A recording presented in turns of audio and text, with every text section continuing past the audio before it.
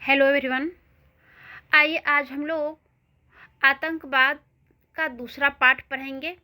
पहले पार्ट में हम आतंकवाद क्या है, आतंकवाद का अर्थ, इसकी परिभाषा और आतंकवाद की क्या विशेषता है, इन सारी बातों को पढ़े थे।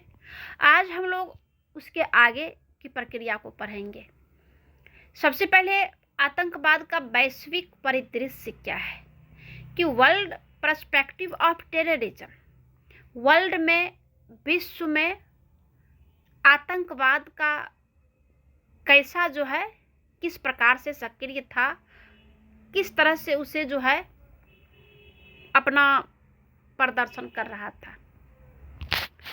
सबसे पहले 9/11 की जो घटना है, जैसा कि हमने पहले वीडियो में इसकी चर्चा की थी, 9/11 की घटना जो आतंकवाद ने अमेरिका के वर्ल्ड ट्रेड सेंटर के ऊपर जो है हमला किया था, ये अचानक आतंकवाद को पुनः महत्वपूर्ण बना दिया। वस्तुतः तालिबानी स्वरूप पिछली शताब्दी के अंतिम 2 दशकों में अफगानिस्तान में सक्रिय था। इसकी चर्चा हम लोग ऊपर विस्तार से कर चुके हैं कि जो अफगानिस्तान है, अफगानिस्तान में तालिबानी की सत्ता थी और वो पिछले 2 दशक में जो है वो सक्रिय था, किंतु अमेरिका ने उन्हें महिमा मंडित किया और योद्धा और जन मुक्ति दाता कहा था। क्या कहा था? आतंकवादी को अमेरिका ने एक योद्धा भी कहा था और जन मुक्ति दाता भी कहा था। यही रवैया पाकिस्तान का भी कश्मीर के आतंकवादियों के प्रति रहा था।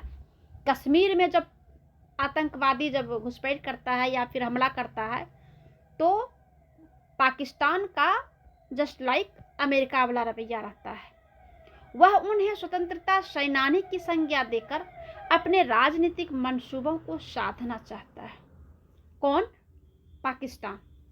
धार्मिक आधार पर सहानुभूति प्रदर्शित कर वह राजनीतिक रोटियां सेक रहा है, यानी कि अपना जो राजनीतिक क्षेत्र है उसमें लाभ को देखते हुए आतंकवादी को किसी ने योद्धा, किसी ने जन मुक्ति दाता, तो किसी ने स्वतंत्रता सेनानी कहा है। तो इन सारी बातों का कहने का मतलब है कि वो अपना राजनीति में लाभ हानि देख करके इसका जो है इसकी चर्चा करते हैं। तो इसका सार ही जानते हैं। आइए आप जानते हैं कि भारत के आतंकवाद और नक्सलवाद प्रभावित राज्य कौन कौन सा है। तो जम्मू कश्मीर है, पंजाब है, उत्तर और पश्चिमोत्तर भारत है, नई दिल्ली भी आ जाता है, उत्तर भारत। पूर्वोत्तर राज्य में असम, मेघालय, त्रिपुरा, अरुणाचल प्रदेश, मिजोरम, मणिपुर, नागालैंड है। दक्षिण भारत में आंध्र प्रदेश, तमिलनाडु और कर्नाटक। ये सारा जो स्टेट है, ये सारा आतंकवादी राज्य कहलाता है। अब आइए जानते हैं कि आतंकवादियों की सामाजिक पृष्ठभूमि क्या है। Social background of terrorist. Bharat में आतंकवादी कार्यवाहियों में शामिल व्यक्ति की सामाजिक पृष्ठभूमि अलग अलग रही है, यानी कि आतंकवादी जो बनता है, जो आतंकवादी गुट में जाता है, उसका सामाजिक बैकग्राउंड, सोशल बैकग्राउंड कैसा है। तो जो भी आतंकवाद में जाता है या जो आतंकवादी बन चुका है, वो डिफरेंट बैकग्राउंड से आता है, सोशल बैकग्राउंड से, जिसमें कि पहला है कि मध्यम वर्ग और उच्च वर्ग के युवा आता है। उच्च वर्ग का भी आता है। जरूरी नहीं है कि आतंकवादी में सब मर ही जाता है। आतंकवादी में वर्ल्ड के अदर जो स्टेट है, यानी विदेशी से उसे फंड आता है और फिर बड़ा बड़ा कंपनी जो है उसे फंड देता है। तो उसमें क्या होता है कि मध्यम वर्ग और उच्च वर्ग का युवा रहता है। दूसरा, पंजाब, कश्मीर, बंगाल के नक्सली रहता है। उत्तर पूर्वी राज्यों के आतंकी मोटे तौर पर इन्हीं वर्ग से आते हैं। जो उत्तर और पूरब का जो आता है वो पंजाब, कश्मीर और बंगाल का नक्सली है। तीसरा जो है धर्मांधता, गरीब तबके के विभ्रमित युवा, जो गरीब लोग हैं उसको, गरीब बच्चे को उठा लेता है और फिर उसे विभ्रमित कर देता है कि तुम्हें इतना पैसा देंगे, ये देंगे, वो देंगे, ऐसा बना देंगे, फलाना ढकना, बहुत सारा बात जो है उसे बोल बाल करके जो है उसे आतंकवादी बना देता है। तो ये इसका बैकग्राउंड है। अब इसका लक्ष्य क्या होता है, ऑब्जेक्टिव्स ऑफ टेररिस्ट एक्टिविटीज क्या होता है? सुनिश्चित ढंग से कुछ प्रमुख केंद्रों या संस्थानों पर हमला करना, कुछ सुनियोजित तरीका से प्लानिंग के तहत वो मेन जो सेंटर होता है या कोई संस्थान है, इंस्टीट्यूट है, उस पर हमला करता है। जैसे मुंबई में हमला हुआ था, अमेरिका में WTO सेंटर पर हुआ था। तो इसका ये सुनिश्चित होता है, प्लानिंग के तहत करता है।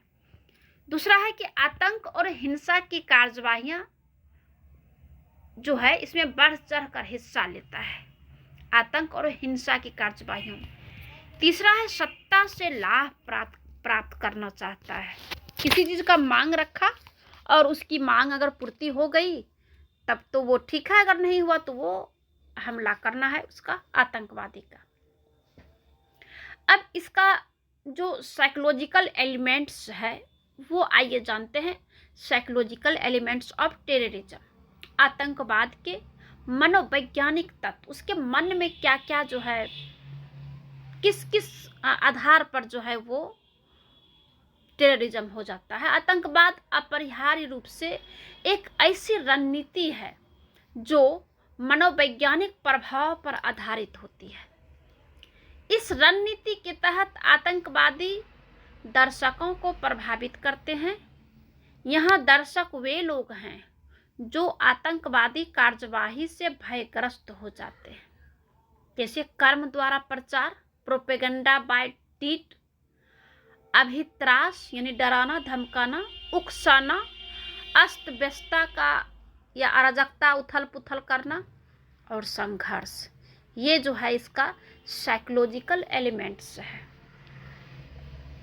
अब आइए जानते हैं कि जो आतंकवादी जो घटना है उस घटना के मीडिया कवरेज का दुष्परिणाम क्या है।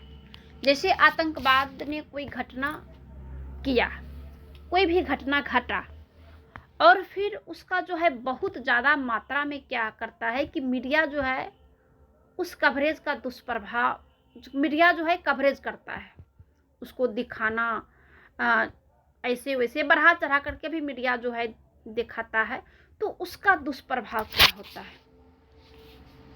यह विभिन्न आतंकवादी गुटों के निर्माण के लिए उत्प्रेरित करता है, ये इसका दुष्परिणाम है। और जितने भी गुट है उसके निर्माण के लिए ये क्या करता है, उसका ये हो जाता है, उत्प्रेरित करता है। दूसरा है धार्मिक व सांप्रदायिक कारणों से आतंकवादियों को सस्ती लोकप्रियता हासिल होने की संभावना हो जाता है। धार्मिक और सांप्रदायिक कारण से इसे सस्ती लोकप्रियता हासिल हो जाता है। आगे है विभिन्न गुटों में प्रतिस्पर्धा उत्पन्न होने पर बढ़त व पहलकदमी हासिल करने की होड़ उत्पन्न हो जाता है। आगे आतंकवादी गिरोहों द्वारा मीडिया कवरेज करने वाले चैनल्स पर नियंत्रण स्थापित करने की आशंका बनना। उसके आगे प्रशासनिक मशीनरी के कार्यकुशलता पर प्रतिकूल प्रभाव डालता है। तो यह माना जाता है कि आतंकवाद जो है एक तरह से सकारात्मक बीमारी है, जो कि जाने अनजाने में आतंक और हिंसा को प्रोत्साहित किया जाता है। घटनाओं की एक जैसी पुनरावृत्ति बार बार जो है ये कवरेज पूरा हिंसा और आतंक को जन्म देता है। तो अब क्या करना है, इससे निपटने का कुछ उपाय हमें तो ढूंढना है। राज्य हो या सरकार हो, तो सरकार जो है निपटने के लिए कोई उपाय करते हैं। क्या करते हैं, या क्या करना चाहिए। पहला है, परिवार द्वारा बालक या बालिकाओं का उचित लालन पालन करना। जो परिवार है, उस परिवार में जो बच्चे हैं, उस बच्चे को उचित लालन पालन करना, उन्हें जो है वातावरण देना, उन्हें प्यार देना, पढ़ाई लिखाई आदि में पर्याप्त ध्यान देना। बच्चे जब है वो धीरे धीरे जैसे जैसे बढ़ रहा है, उसके वृद्धि के हिसाब से उसको लाड़ प्यार पालन पोषण सही तरीका से, पढ़ाई लिखाई पर ज़्यादा ध्यान देना, तो उससे वो बच सकता है। दूसरा है पारिवारिक सामंजस्य। पति पत्नी के बीच उचित तालमेल अगर ना हो, या तलाक हो जाता है, या परिवार द्वारा गलत कार्य किया जाता है, तो इससे क्या होता है कि बच्चे के ऊपर गलत प्रभाव पड़ता है और वह गलत हाथों में भी चला जाता है। तो माँ बाप परिवार का विशेष कर्तव्य है कि पारिवारिक वातावरण को सही तरीका से रखें, तो उससे जो है आतंकवादी से बचा जा सकता है। आगे है कि सामाजिक पर्यावरण बच्चों को भेदभाव की शिक्षा ना देकर सर्वधर्म सभी लोग एक हैं, जिससे उनके कोमल मानसिकता पर गलत प्रभाव ना पड़े।